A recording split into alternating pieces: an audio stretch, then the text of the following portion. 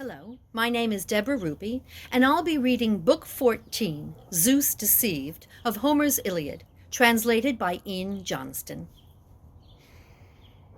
As Nestor sat drinking wine, listening to the noise of war, he said to Asclepius' son, "Noble Machaon, think about how this battle will end up. The shouting from our young men by the ships is getting louder. You should sit here for now. Drink some sparkling wine till Hecamede with the lovely hair draws you a warm bath and washes the dried blood off your body. I'll go to a lookout, see what's going on." Nestor took the well-made shield belonging to his son, horse-taming Thrasymedes. It lay there in the hut, gleaming bronze. The son was fighting with his father's shield. Nestor took a strong spear with a sharp bronze point, then stood outside the hut. At once he saw a shameful sight. Achaeans in retreat, pushed back by their enemies, high-hearted Trojans. The Achaean wall was breached, just as the great sea heaves with a sullen purple swell, anticipating the swift passage of sharp winds, but uncertainly, so that waves have no direction, until some steady storm blows down from Zeus. That's how the old man has lost his thought, his heart divided between two courses. Should he seek out the crowd of swift-riding Danaans, or see if he could find Agamemnon, son of Atreus, his people's shepherd? As he thought it over, the best course seemed to be to find the son of Atreus. Meanwhile, the other men kept up the fight, kept on butchering each other. Around their bodies the unwearied bronze rang out, as they thrust with swords and double-bladed spears. Then Nestor came across the kings the gods sustain. They were walking round among the ships, all the ones whom bronze had wounded, Diomedes and Odysseus, along with Agamemnon, son of Atreus. They had drawn their ships on shore beside the blue-gray sea, far from battle, dragging up their own ships first, hauled them inland, then built the wall along the sterns. Well, the beach was wide, but not long enough for all the fleet. The army did not have much space to hold the boats, so they had left the ships in rows and thus filled up the whole wide coastal bay between the headlands. The kings had set out in one group together, each one leaning on a spear to see the fighting and check the progress of the war. Deep in their chests they were very troubled. When old Nestor met them, the anxiety in their Achaean hearts was even more acute. Mighty Agamemnon spoke to him and said, "Nestor, son of Neleus, great glory of Achaeans, why are you here? Why have you left the battle? I'm afraid that mighty Hector will make good those words he used to threaten us in that speech he gave his Trojans, saying he'd not return from our ships to Troy until he'd burned them and slaughtered all the men. Well, that's what he said. And now it's happening. What chaos! Other well-armed Achaeans in their hearts must be angry with me, like Achilles, unwilling to continue fighting by our ships." Gerenian horseman Nestor answered Agamemnon, "What's happened so far is over, done with. Not even high-thundering Zeus himself could make that something else. Our wall is down. We put our faith in it as a firm defense for ships and ourselves. At this moment, men are constantly in action by our ships, with no relief. Whichever way you look, even if you really try, you cannot tell from what direction we are being attacked. It's all confused. The killing is haphazard. The battle shouts fill heaven. As for us, if thinking is a help, we should consider how these events will end. Well, I'm not saying we should rejoin the fight. That's not expected from those who have been wounded." Agamemnon, king of men, replied, "Nestor, since the men now fight at our ship's sterns, and since our strong wall and ditch are useless, something crushing for Danaans, whose hearts had trusted they'd provide a firm defense and keep our soldiers and our ships secure. From this I gather that almighty Zeus must enjoy it when Achaeans perish without a name right here, far from Argos. I felt when Zeus was giving the Danaans his full assistance, and I know it now, when he gives the glory to the Trojans like blessed gods, while draining all of our strength, our fighting spirit. But come now, let's agree to what I propose. Let's drag down those ships drawn up there in line closest to the surf and pull them all into the sacred sea, and moor them with stones in deeper water until the coming of immortal night, which may prevent the Trojans fighting. Then we can shift the other ships. To flee from ruin even at night brings no shame. It's better to escape one's own destruction, to run off, than let it overtake you. In response to this, Odysseus scowled and said, "Son of Atreus, how can such words as these come from your mouth? I'm finished with you. I wish you ruled some other army, some useless men, and were not our leader. Zeus sees to it that from our youthful days to our old age we must grind away at wretched war, till one by one we die. Are you really willing to leave Troy, city of wide streets, for whose sake we've borne so many evils? You'd better keep that quiet. Another Achaean man may hear the news, learn what you've proposed in words no man should ever let pass through his mouth at all, no man whose heart has any understanding of what's appropriate to say, no one who is a sceptered king whom men obey, as many as those Argive troops you lead. From what you've said, I think you've lost your mind. In the middle of a fight, you tell us now to drag our well-decked ships down to the sea, so that, though Trojans may be winning now, they get what they most pray for realized? The complete annihilation of us all. For once we drag our ships into the sea, Achaeans then will never go on fighting. The whole time they'll be looking over here and pulling out from battle. Then your plan, you leader of the army, will destroy it." Agamemnon, king of men, replied, "Odysseus, that harsh rebuke of yours has stung my heart, but I'm not the man to tell Achaea's sons to drag our well-decked ships into the sea if they're not willing. So show me someone with a better plan than mine, young or old, I'll welcome it."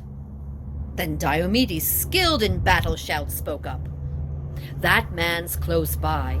We've no need to search too long if you'll listen without any one of you resenting me because I'm younger than the rest of you. I claim worthy descent through Tydeus, who lives in Thebes, hidden underground. Portheus had 3 fine sons in Pleuron and steep Calydon, Agrius, Melis, and a 3rd, Eunice, my father's father. He was the most courageous of them all. He stayed there, but my father roamed around. He came to Argos. That was what Zeus willed, other gods as well.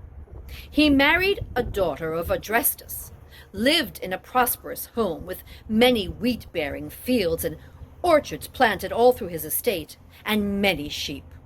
He was the best of all the Argive spearmen. You must have heard all this and know it's true, so you would never label me by birth a coward, a weakling, and thus demean what I advise if what I say is good. We must go back there to the battle, though we're wounded. Once there, we'll stand back from combat, beyond the range of flying weapons, in case someone is hit and gets more wounds. But we'll urge on the others, even those who, wallowing in their feelings, have stood aside without fighting up to now." They listened well to Diomedes and agreed. So they set off, led by Agamemnon, king of men. Famous earth-shaker Poseidon saw all of this. He walked among them in the shape of an old man. Taking Atreus' son, Agamemnon, by his right hand, Poseidon talked to him. His words had wings. "Son of Atreus, in Achilles' chest his destructive heart is really happy now to see Achaeans slaughtered and in flight. He's not in his right mind, not in the least. Well, he may be killed anyway. Some god may strike him. As for you, the blessed gods aren't angry with you over anything. So Troy's kings and leaders may yet make dust while scurrying over this wide plain, while you watch them running to their city back from these huts." Poseidon said these words. Then, as he raced off to the plain, let out a mighty roar, as loud as the din from 9,000 or 10,000 men when on a battleground they first clash with airs. That's how loud the sound was which came out then from powerful Earthshaker's chest, infusing great strength in each man's heart to keep on going, to fight on, and not to pause for rest. As this was happening on a peak of Mount Olympus, Hera of the Golden Throne was standing watching. She recognized her brother-in-law at once, as he kept busy in the war where men win glory. For he was her brother and her husband's too. Hera's heart was pleased. She looked across at Zeus, sitting on the highest peak on top of Ida, with its many fountains. Hatred filled her heart. So ox-eyed Queen Hera then began considering how she might deceive the mind of aegis-bearing Zeus. In her heart, the best course of action seemed to make herself look most attractive, go to Ida, then see if Zeus would want to lie down with her, embrace her, and make love. Then she could pour out on his eyelids and his crafty mind a deep, warm sleep. She went off to her bedroom, where Hephaestus, her dear son, had made for her, with close-fitting doors set against their posts, secured with a secret lock which no other god could open. She went in there, then closed the shining doors. First, with ambrosia, she washed from her lovely body all the stains, then rubbed her skin with fragrant oil, divinely sweet, made specially for her. If this perfume were merely stirred inside Zeus's bronze-floored house, its scent would then diffuse throughout heaven and earth. She used this perfume all over her fair body, then arranged her hair. With her own hands she combed her shining locks in braids, a stunning style for an immortal goddess. Then she wrapped around herself a heavenly robe which Athena made for her from silky fabric, adorning it with gorgeous embroidery. She pinned the robe around her breast with golden brooches. On her waist she put a belt with 100 tassels. Hera then fixed earrings in her pierced earlobes, each with 3 gemstones, an enchanting glitter. Next, the queen of goddesses placed on her head a fine, new dazzling shawl, white as the sun. She then slipped lovely sandals over her sleek feet. Once Hera had dressed her body in this finery, she left the room and summoned Aphrodite. Some distance from the other gods, she said to her, "My dear child, will you agree to do what I ask for you? Or will you refuse because you're angry with me in your heart, since I helped Danaans and you aid the Trojans?" Zeus's daughter Aphrodite answered her, "Hera, honored goddess, daughter of great Cronus, say what's on your mind. My heart tells me I should do what you ask if I can, if it's something that can be carried out." Then Queen Hera, with her devious mind, replied, "Then give me love and sexual desire, which you use to master all immortals, and mortal men as well. I'm going to visit the limits of this all-nourishing earth, to see Oceanus, from whom the gods arose, and Mother Tethys, the 2 who reared me, taking good care of me inside their home once they got me from Rhea. That time Zeus, who sees far and wide, forced Cronus underground, under the restless seas. I'm going to visit them, and I'll resolve their endless quarrel. For a long time now, they've stayed apart from one another, not sharing love there in the marriage bed, since anger fills their hearts. If my words could reconcile the hearts in these 2 gods, bring them to bed again, once more in love, they'd think of me with loving reverence." Laughter-loving Aphrodite answered Hera, "It would not be appropriate for me to say no to your demand, since you sleep in the arms of Zeus, the greatest of the gods." Aphrodite spoke, then loosened from her breasts the finely decorated embroidered garment in which all her magic charms were fixed. For love, erotic lust, flirtation and seduction, which steals the wits even of clear-thinking men. Aphrodite put this in Hera's hands and then said, "Take this garment, tie it round your breasts. Everything is interwoven in the cloth. I don't think you'll come back unsuccessful in getting what it is your heart desires." Aphrodite finished. Ox-eyed Queen Hera smiled, and as she did so, put the garment round her breasts. Then Aphrodite, Zeus's daughter, went back home. Hera sped off, leaving the crest of Mount Olympus. She touched down on Pieria, lovely Amathia, rushed by the highest mountains of Thracian horsemen. Her feet did not touch ground on those snow-covered peaks. From Athos she went across the heaving sea, coming to Lemnos, city of godlike Thaus. There she met Sleep, Death's brother. Clasping his hand, she spoke to him. "Sleep, king of all men and gods, if you've ever listened to what I say, obey me now. I'll be grateful always. Lull Zeus's radiant eyes to sleep for me, when I'm stretched out for sex beside him. I'll give you as a gift a lovely throne, indestructible gold, which my own son, Hephaestus, with his ambidextrous skills, will make for you. Under it he'll set a stool so you can rest your feet when drinking wine." Sweet Sleep then said in reply, "Honored goddess Hera, daughter of mighty Cronus, I could with ease bring some other immortal one to sleep, even the streams of river Oceanus, the source of all of them. But I won't come near Zeus, lull him to sleep unless he bids me, asks in person. Your request some time ago taught me my lesson on that very day when Hercules, son of almighty Zeus, set sail from Iliad after he'd sacked the Trojan city. That's when I seduced the mind of Aegis-bearing Zeus, pouring my sweetness over him. You then carried evil in your heart for Hercules, driving blasts of hostile winds across the sea, taking him at last to well-settled coasts, far from all his friends.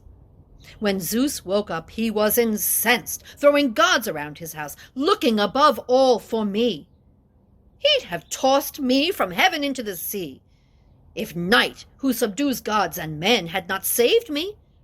I ran away to her, and Zeus held back, though still enraged, not wishing to offend swift Night. Now here you are again, asking me to do something I simply must not do." Ox-eyed Queen Hera then answered him, "Sleep, why concern your heart about these matters? Do you think all-seeing Zeus feels for Trojans the same rage he felt then for Hercules, his own son?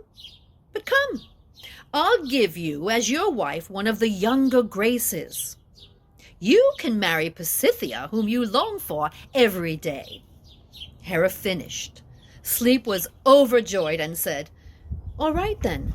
Swear to me by waters of the inviolable river Styx, setting one hand on the all-nourishing earth, the other on the shimmering sea, so all may witness our agreement.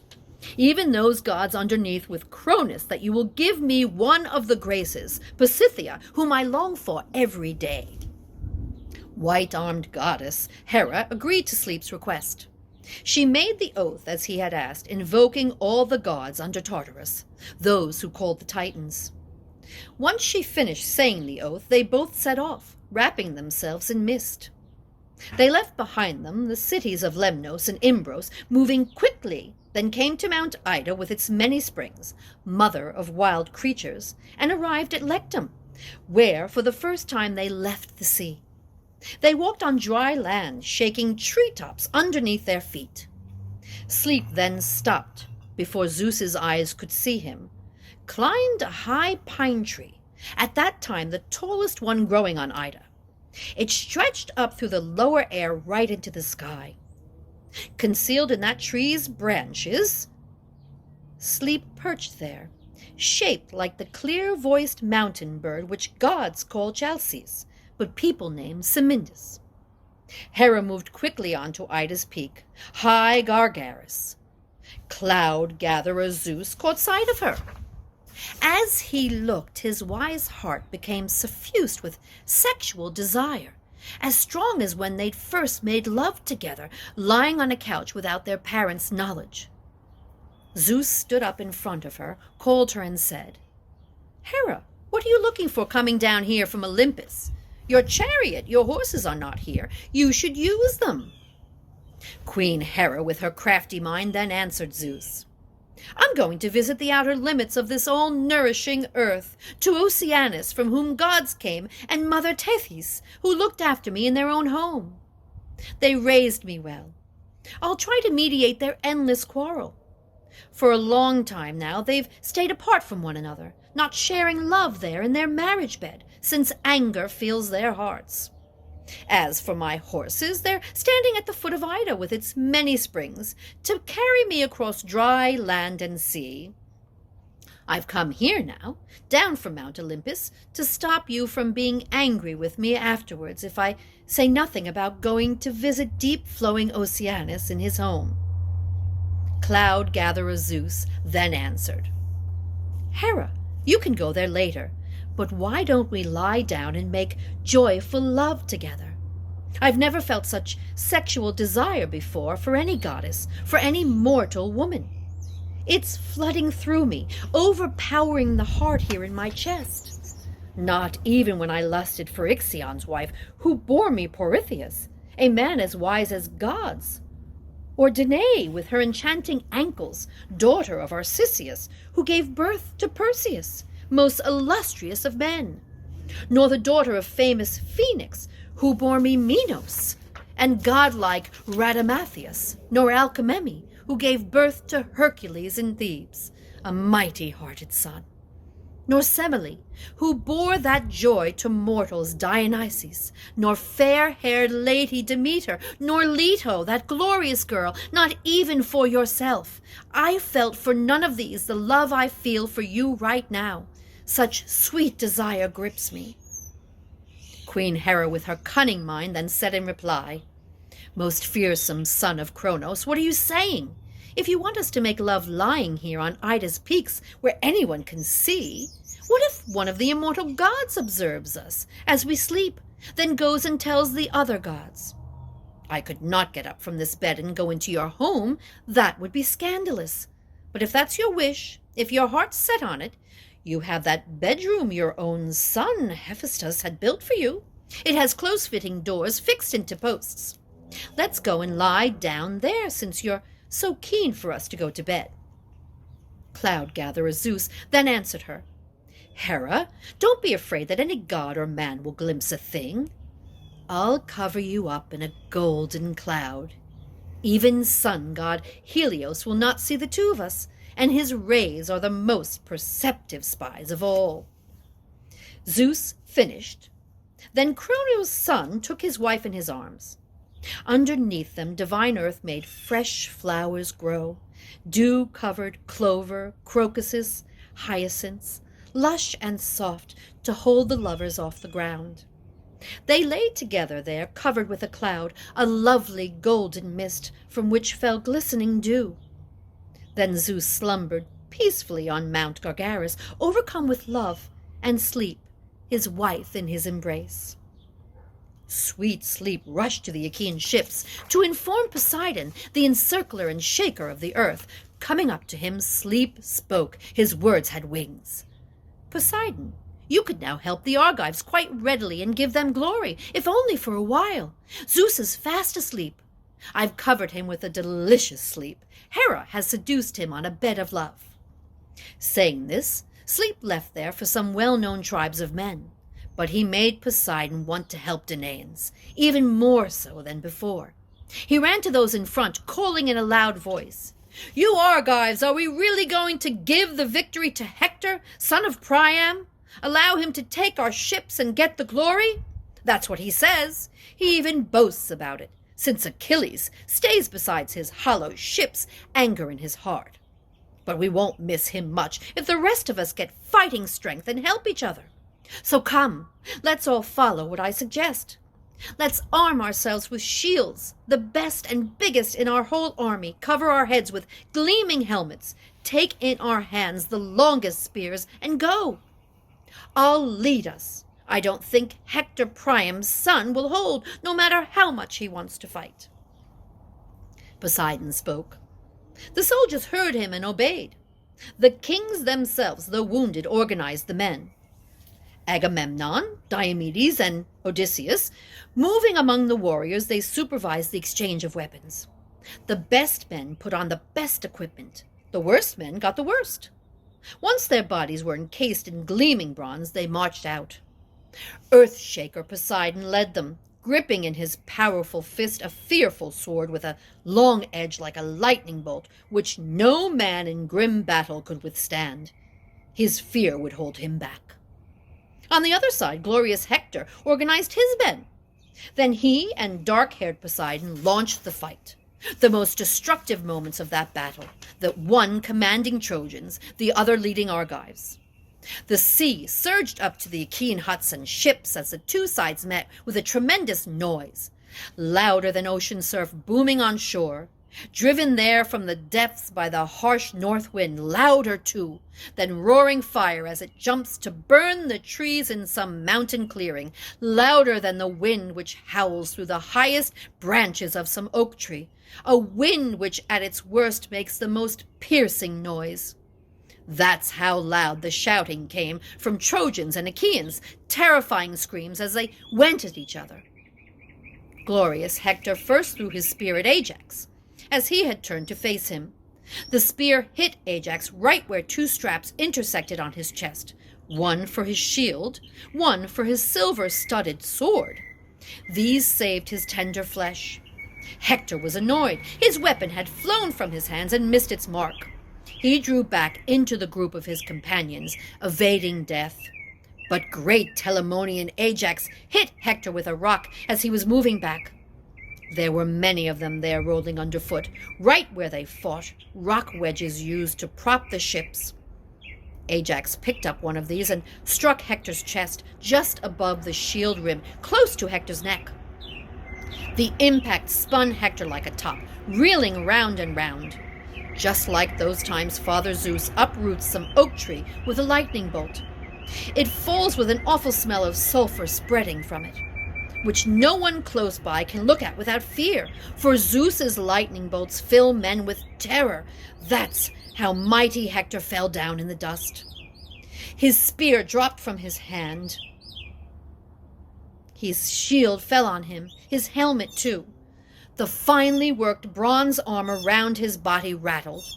Raising a loud shout, Achaeans ran up, hoping to drag Hector back. Their spears flew thick and fast, but no one could wound him, that shepherd of his people, with sword or spear. Before that happened, the best men rallied by him. Polydamas, Aeneas, Lord Agenor, Lycian leader Sarpedon, and noble Glaucus. None of the others ignored Hector. In front of him they held round shields. His companions picked him up and took him in their arms out of the fighting, until they came to his swift horses waiting for him with their charioteer and richly ornate chariot behind the battle lines. With chariot and horses they took Hector, groaning badly, towards the city. But when they reached the ford on that lovely river, the swirling Xanthus, whose father is immortal Zeus, they lifted him out and set him on the ground. They poured on water to revive him. His eyes opened. He rose to his knees, but then vomited dark blood and fell down on his back again, lying on the ground. Black night was covering up his eyes, for his spirit was still overpowered by that blow from Ajax. When Argives saw Hector carried back, they charged in, going at Trojans even more, their battle fury roused. Far ahead of all the rest came Oilean Ajax. Jumping out with his sharp spear, he struck Satnius, son of Enops, who'd conceived him with a naiad nymph while he was tending cattle by the river banks at the Satnius. Ajax, son of Oileus, famous spearman, came up and struck him in the side. Satnius fell backwards. Trojans and Danaans then fought on around him. Spearman Polydamas, son of Panthos, came up to help. He threw and hit Prothonor, son of Arclulius, in his right shoulder. The heavy spear tore through the shoulder. He fell down, lying in the dust and clawing dirt. Polydamas, with a great shout, exulted in his triumph. I don't think that spear flew in vain from the strong hand of Panthos' valiant son. Some Argive has got it in his flesh. I think as he goes down to Hades' house, he'll use it as a walking stick. Polydamas' loud boasting pained the Argives. He especially roused the spirit and fierce Ajax, son of Telamon, for Prothonor fell right next to him. So Ajax quickly moved ahead and hurled his shining spear. But jumping to one side, Polydamas nimbly avoided his dark fate.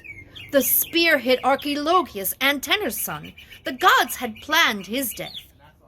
It struck his spine up high, where the head attaches to the neck. Slicing through, it cut both sinews. As he fell, his head, mouth, and nose hit the earth well before his knees. And Ajax cried to brave Polydamas. Consider this, Polydamas, and tell me the truth. Is not this man here worth killing to avenge Prothonor? He doesn't seem to be unworthy, or from inferior parents. He looks like a brother of horse-taming Antenor, perhaps his son. He looks a lot like him. Ajax shouted this, knowing very well the man he killed. Trojans' hearts were seized with grief. Then Acamas, standing above his brother's body, with his spear, struck Promachus, a Boeotian, as he was trying to drag Archilochus by his feet. Over the body, Acamas shouted then in triumph, You Argive boasters, how you love to threaten! Misery like this, all this is suffering, is not for us alone. You too some day will be killed like this. See how Promachus now sleeps in death? Thanks to my spear. Whatever he's owed to me for my brother has not been unpaid long. That's why in time of war a soldier prays he leaves at home a brother to avenge him. Acamas shouted this, bringing grief to Argives. He really stirred the heart of warlike Penulus. He charged at Acamas, who did not stay there to confront the charge of noble Penulus. So he then struck Ilioneus, son of Phorbas, who owned many flocks, a man whom Hermes loved above all Trojans. He had made him wealthy. Ilioneus was the only child his mother bore to Phorbas. But then he was hit by Peneleus, below his eyebrows, just underneath his eye. The spear knocked out the eyeball, went in his eye, drove through his neck, and sliced the tendons at the nape. Ilioneus collapsed, stretching out his arms. Peneleus drew his sharp sword and struck his neck, chopping head and helmet, so they hit the ground, the spear still sticking from the socket of his eye. Holding it up high like a flowering poppy, Peneleus shouted a loud boast at the Trojans. Trojans, you can now tell the dear father and mother of fine Ilioneus to lament all through their house. When we Achaean lads sail in our ships from Troy, then the wife of this Promachus son of Algenor will not be celebrating the return of her beloved husband. Peneleus finished. The Trojans were shaken, limbs trembling. Every man looked around to see how he could evade grim death. Tell me now, you muses living on Olympus, which of the Achaeans was first to carry off bloody trophies from the men who'd just been slaughtered when famous Earthshaker turned the tides of war? The first for that was Ajax, son of Telamon. He hit Heridius, the son of Geraidius, who led the courageous Mysians. Then Antilochus stripped spoils from Murmurus and Phauces. Meriones killed Morus and Hippotion, while Teucer slaughtered Prothune and Periphetes, and Menelaus hit Hyperonor in the side, a shepherd to his people.